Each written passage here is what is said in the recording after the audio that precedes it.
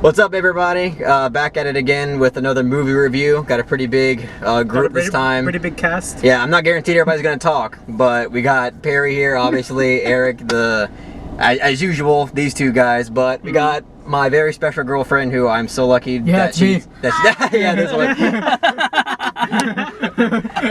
Yeah, that's fucking Jeremy, by the way. Yeah, we got Jeremy Johnson. I knew you were gonna do that, and I was like, I have to make this joke. Yeah. Like that. But yeah, so we're all here, and we all just saw Toy Story 4.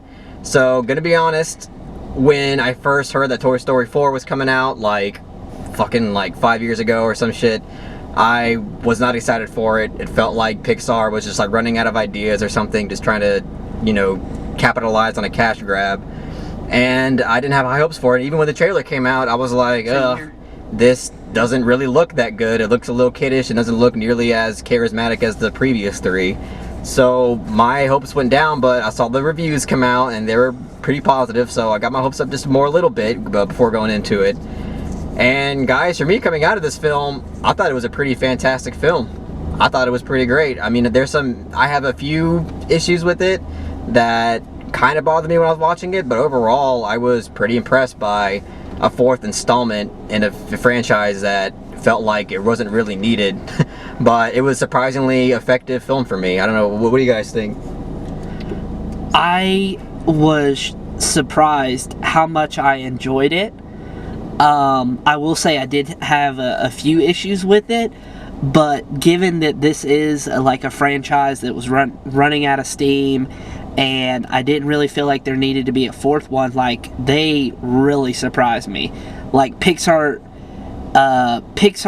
they're really hit and miss, but oh boy, like, they really surprised me at how, like, what a great fourth installment it is. That's the thing, like, I'm sorry to cut you off. Go ahead. But like Pixar, like, they were never hit and miss until up until the last 5 years. Like, until they started doing unnecessary sequels like Cars 2 and 3. Yeah. Right. That's when they started like having films. Made a Cars of 1 in general.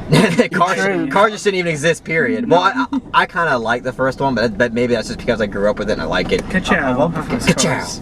Yeah, but you know, You should probably not exist. when stuff like that started coming out, that's when you were just, you know, Pixar started coming off a little bit more.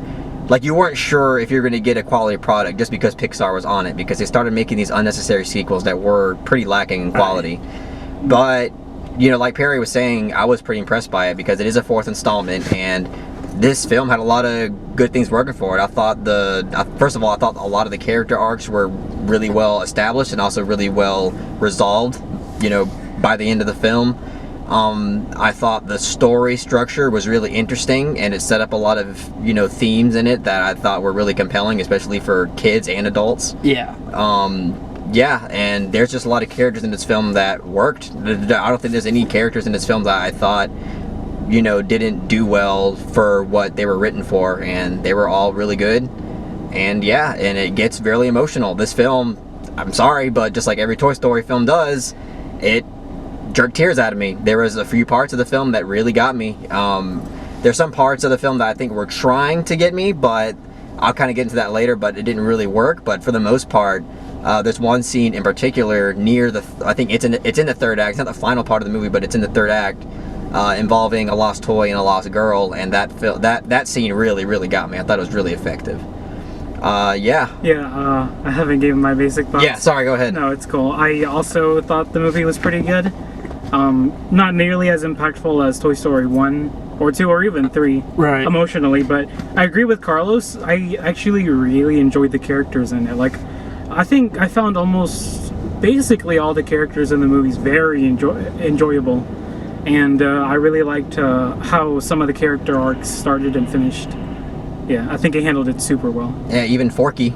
That's kind of a big elephant in the room. Yeah, I went into this movie like thinking I was gonna hate him, but the first time I saw him, I'm like, wow, I actually like this guy. I will say, like, just for me personally, I know you guys probably might not agree, but like, they started doing this joke because, you know, he comes from trash, right? So that's kind of like one of the jokes that starts off in the beginning, and I felt like maybe that joke in the beginning was getting a little tiresome because they kept doing it over and over again. No, yeah, I feel like they did it a little one too many times. Yeah. If they would have cut it off like just a little earlier than they did, it would have been perfect for me. Yeah, it just Yeah, exactly. They kind of milked that joke for a little bit too long, much, yeah. and it kind of got a little tiring. But they found a way to kind of bring that joke back and be a little bit more clever about it. But there was like a sequence in the beginning where it was just kind of Yeah, it happened like way too many times. Yeah. like, at Right. once. So that was kind of bothering. But overall, I thought the Fort character worked really well, and actually doesn't spend as much time exploring him more than you would think, because going into this film, that's what everybody was saying, is like, oh, this film focuses a lot on his theme, but I mean, it doesn't I don't really. feel like it really. It was does. Woody's story Yeah, it's more Woody's than story. anybody else. Oh yeah, it's about Woody That's going exactly through a what I midlife crisis, more or less. Yeah.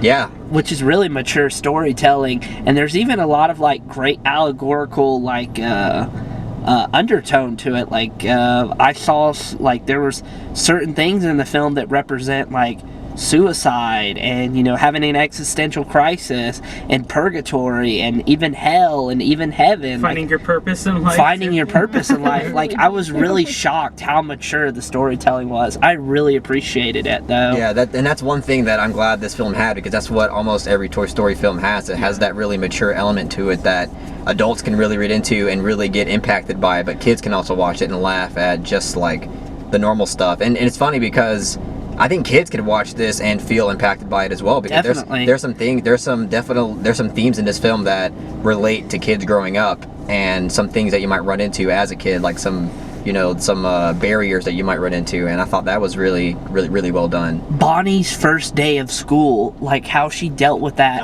and her that crushed me. trepidation. Yeah. Like I related to it so much, because that was me when I was a kid on my first day of school. I didn't want my parents to leave.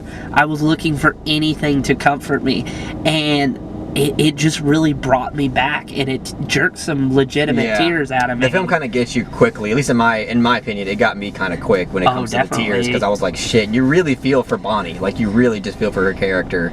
And it only helps that she's absolutely adorable in the film too. Oh yeah. Yeah. So yeah, Bonnie's character I just thought was really effective, and the more that this film progresses, you start meeting other characters in this film too, other toy characters. And there's this one toy character that has like a messed up voice box, and I really love the way that loved was her. fleshed out. Right. She Yes. was great. Yeah, it was that, just the way that her character, the whole ride you get with her character, it's so ups and down. It's so compelling. Yeah, I found it very compelling. yeah, it was a really compelling side character that nobody went into this movie really saw coming. Like, it was just a really effective, and also really tragic moments, even for kids. I feel like watching this, they would feel something for her character just because of how the route that it goes in with her. It gets pretty dark and real at the same time, and it's just like, I don't know. It was a pleasant surprise to see something again that's really mature, that adults can definitely relate to, but kids can definitely relate to as well. So She's technically like the villain of the film, like a soft villain, of course, but Yeah. but I don't know. Her motives are obviously very believable and very tragic, and yeah, you just feel for her so much. I say, do y'all know who voices her? no. No. It's Christina Hendricks. Oh, Interesting. shit. Yeah, because I wanted to Joan. double check that. But yeah. Joan from Mad Men. Yep. Yeah, I know her as the chick from Drive who gets her head Oh blown off. yeah, but- right. We were that just too. talking about Also that. Neon Yeah. Yeah. Oh, and Neon Demon too, and Lost River. She's great in Lost Yep. River too. But yeah, so Another thing I really like about this movie is that I just feel like the comedy wasn't really like dumbed down at all. Yeah. it was really Because funny. Pixar could have easily just had like these dumbass jokes just for kids to laugh at, and fucking haha, some boring ass, I don't know, some weird slapstick comedy has. I felt like I had like a very few Sure. of those moments. Yeah, but, sure, I can obviously. Yeah. It wasn't like, when it happened, it wasn't like. But it wasn't cringe or anything. Exactly. Right. It didn't affect my experience too much. Yeah. Yeah. Most of it was actually kind of clever. Yeah.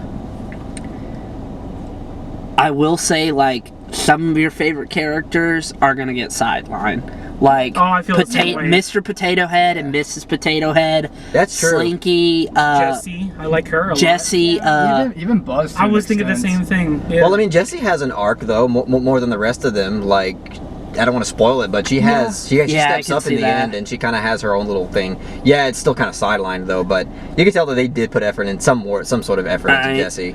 I was mostly okay with it though, because I thought the side characters that they added in were actually really good for the oh most yeah, part. Yeah. definitely. I'm just gonna give a quick shout out to Keanu. Oh, it's all- Keanu Oh Reeves. yeah. Keanu Reeves voicing what's his name? I forgot his Duke name. Kaboom. Duke Oh, Kaboom. Duke yeah. Kaboom, yeah. Don't think I gotta forget a Keanu Reeves. That's character. another really good side character that even has substance to him as well. So Right. Yeah, I like his little backstory too. I think that's really this film's strong points, or like the characters, all the characters that it has. They were all serve the film very, very well. I thought I was gonna hate Key and Peele, but they were actually really No, yeah, funny. yeah. it was just Like some of the funniest moments of the film were with their characters, Yeah. which really surprised Their me. dynamic really worked, but Oh, that yeah. didn't surprise me too much because, as much as I'm not the biggest fan of Jordan Peele's films, I think that his sketch comedy with Key and Peele is pretty funny. Oh, Like, yeah, I think It's definitely. really clever and funny. But I mean, yeah, like I said, those were the film's strong points. I guess like if I'm gonna get into some issues, I guess the story at times just felt a bit circular. Like it was just, Yeah. it felt like it was just kind of getting a little bit repetitive, doing the same thing. That's I my thought issue so with too. the film. Yeah. Yeah, like it just felt like, okay, like I'm so over this segment. Like, can we like just resolve it and move on to something else? Right. Yeah, it was- But it really stayed into this one big segment, this one big conflict. They really milked that conflict for a long time, and you know, it got a little tiring. It got a little. It wasn't like too much to really take me out because I was still invested in everything, but it was kind of, you know, a small issue that I had with it. And also, Woody has a really big arc at the end of it, and his arc was really predictable. Oh yeah, I definitely. saw it coming. I definitely saw it coming. It foreshadows it in a way that it's. I mean, I could see somebody, you know, some people not seeing it coming, but for me, who was kind of preparing for something big to happen to Woody, because you could tell this is kind of Woody's movie the whole time. Yeah, definitely. You knew that was probably going to happen, and it did, and it was still effective. You know, don't get me wrong, but it didn't like pull tears out of me or anything because I just saw it coming. It's funny because I can usually like telegraph stuff like that a mile away. Like How to Train Your Dragon 3 kind of did something similar, and I saw that coming a mile away. But for some reason I just didn't catch on to it until they started doing it. I'm like, oh, that's where they're okay. I was like, what? The whole movie I'm like, what's the big like point here? Like, where are we gonna get to? Damn. And that's gonna like really choke me up. And then we got to, it and I was like, Well, that one fucking got Oh. you, man. oh no, yeah, Well, God, yeah. if you didn't catch it, I'm pretty sure that ending probably got you really good. Yeah. Oh no, yeah, Definitely. the whole movie I was like, oh okay, I don't think I'm gonna cry this time. Well, okay, we're good. And then this last 5 minutes, dead, just dying of tears. Devastated. Oh yeah. I was actually crying like tears of joy because I was so afraid that this movie was going to be a huge letdown. But the fact that it was giving me exactly what I wanted, you know, I was just so like relieved. And so, like, I was just so relieved that I could actually enjoy this movie. And I could even see myself, like, watching this with the other 3 Toy Story movies. You know, just if I'm, like, doing a Toy Story marathon, I'd be like, great, Toy Story 4. It's a solid entry. Even though I do think it's the weakest of the franchise. Yeah, I was just gonna ask, where would y'all place this among the franchise? I definitely think it's the weakest. It's my least favorite. Weakest. too. I gotta be honest, I don't remember shit about Toy Story 3. You need to go back and rewatch I it. just rewatched You it need to this go back and Not rewatch. because it's a bad movie or anything. I'm sure it's great. It's been too long since I've seen it. I don't Oh remember. man. Honestly, I don't really know where I would place this. I mean, I don't think it's better than 1 or It's 2. not better than 1 or 2. Definitely not. Not better than Definitely 1 or 2, not. but for me, like, I mean, I really enjoyed it. Don't get me wrong. I think it's a really strong film, but I feel like obviously Toy Story 3 and Toy Story 4 had different aims, and they set out to do different things, and I felt like they both just did what they wanted to do extremely well. Oh, yeah. And I don't know. Like right now, just Toy Story 3 and Toy Story 4 are kind of tied for me. I can't really put one above the other, but it's up there. It's, you know, just know that this is another great Toy Story film. Oh yeah, definitely. I will say, going back to the doll that Christina Hendricks voiced, what's interesting is even though she was technically the villain, the villains in the other Toy Story movies you don't really sympathize with. They're definite villains. This one you absolutely do sympathize Yeah. with, and I was really shocked. Like, I was like, okay, great. When I first saw her character and I met her character, I'm like, oh great, just another villain I'm gonna think's a piece of garbage and rude again. And then they completely subvert you by sympathizing with Yeah, her. because with like in Toy Story 3 with Teddy Roxbury. Oh yeah, with his whole name's Loxo, right? Something like that. Lotso. Lotso. I Yeah. don't remember. Lotso, like with him, the film allows you to understand where he's coming from, Right. but his actions are too atrocious for you to really sympathize with him. Exactly. But with Didn't he this, just say he's too protective or something like that? I don't remember. Well, Lotso? No, his Lotso, no. problem was that, like, he was extremely salty because he got thrown out because He got replaced. he got replaced. It's He got kind of coming replaced. back to me. Yeah. He got replaced, so now he pretty much brainwashes every toy to believe that every owner's just going to abandon them and replace them. So that's kind of what he set out to do. Okay. But you know, with this character in Toy Story 4, you understand the motive I just see too. one of them. I have to do It's like you don't only just sympathize with the purpose, but you also kind of get the motive of why he's trying to go out, or at least the doll is trying to go out and do what she's doing.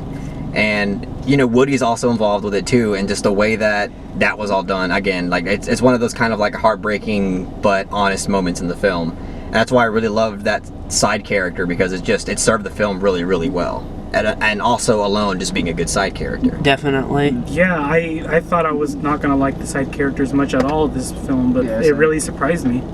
Oh yeah.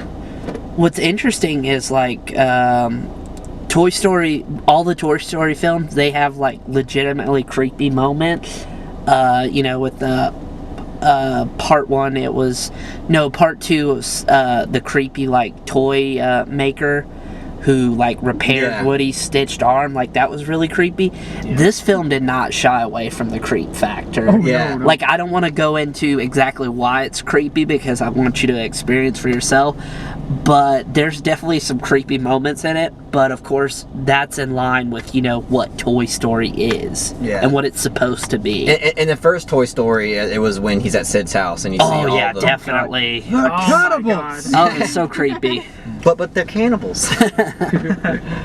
All right, so I guess that's more or less all the thoughts that we have to say about Toy Story 4. I guess we'll go ahead and give our ratings. I'll go first. In summation, this was a pretty satisfying film, especially for a 4th installment. Yeah, some of it felt like it didn't really like need to exist, or some of it felt like it was forcing it to exist, or whatever. But it's just, I feel like overall it definitely had its goals, and it really achieved those goals very well. And on top of that, it was extremely funny. A lot of it was really funny. It's really heartwarming. It's heartbreaking, and it gives you what you would really want out of a Toy Story film. So I can't see really any Toy Story fan being upset by what they're watching, because it's a really, really good 4th installment. Is it going to be the final one? Most likely not. No, I thought they were going to end it at 3, but since they went with the 4th one, they probably are going to make 6 or They're gonna however make much. more. I said, I do like that they at least still gave it finality, or at least Yeah. more than I was expecting. Yeah. So it didn't feel like, oh, we're gonna be all together again, and we're gonna have this big adventure again next time, and it's gonna be the same thing. And so it's like, I like that they at least gave some closure here. Yeah, I mean it's not as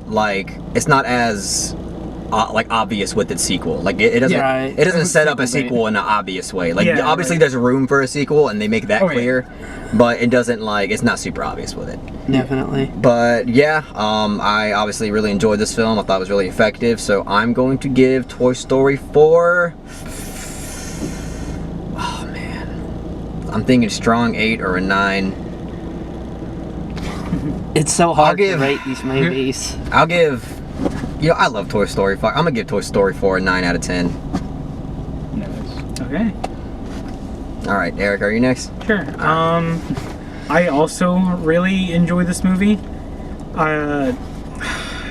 My problems with it also lie with basically what Carlos said, is that I feel like maybe some things felt a little forced, felt a little convenient, felt largely unnecessary, and I guess I just have like such a bad relationship with Disney now that I'm just like more cynical looking at it, like, fuck you, Disney. Like, thank you for delivering me Toy Story 4 anyways, but fuck you. Yeah. Anyways, though, I mean, I also agree. I don't think any like big Toy Story fan, minus YMS, is gonna watch this movie and be like terribly disappointed. Like, it really gives you what you want. Honestly, doesn't rob anything away. It doesn't feel like characters are portrayed in any way. It just, yeah, and the villain of the film is fantastic. I genuinely love that character. So I'll give Toy Story 4 a 7 out of 10. Who wants to go next here? I always go last. Okay. It's okay to go, That's the Jeremy. rule. Cool. No, I really dug this movie too. It is my least favorite of the franchise. I agree with most of your problems, but I think it was maybe not a necessary chapter, like we could have done without it, but I'm happy that it exists. Yeah, I me think too. it justifies its existence, Yeah. or its existence. And I had a really great time with it. I'll give it an 8.3 out of 10. Toy Story 4, I'm so glad you exist. Maybe you didn't need to exist. You really didn't need to exist, but I'm so glad you exist because I was just in a slump lately when it comes to films. Like, all the movies I've been watching lately have just been letting me down. Either that or just been torturing me. The But, dead don't die. oh God, oh! But I'm just so relieved that we got a legitimate installment in the Toy Story franchise, and I see myself coming back to this one many years to come. Oh yeah. I'm gonna give this an 8.5 out of 10. Nice. Awesome. Well, shit, I'm the most positive one. Yeah. That's not a bad thing. I mean, you are wearing the Toy Story t-shirt. Yeah. I would hope you'd be the most positive. But all right, I guess that's a wrap on our thoughts, guys. Yeah. Thanks for clicking on this video of our review because I'm pretty sure YouTube's absolutely saturated with a billion Toy Story reviews. Definitely. So the fact that you stumbled on this one and wanted to hear our thoughts, that really means a lot. If you really enjoyed what we had to say, make sure to give this video a thumbs up and share it amongst your friends. And don't forget to subscribe to the channel to be updated on more film-related content. All right. Yeah.